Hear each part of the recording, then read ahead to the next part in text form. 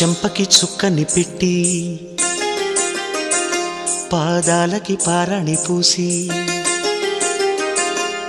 చేతికి గాజులు వేసి కస్తూరి నుదుట దిద్ది ముత్యానికి ముస్తాబే చేసి మా హృదయాలను బోయిలుగా మలచిన ఈ పల్లకిలో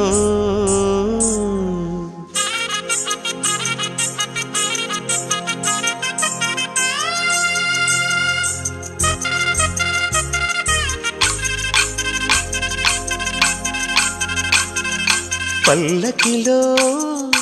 పల్లకిలో పెళ్లి కూతురు రాణిలా ఉంది, మహారాణిలా ఉంది.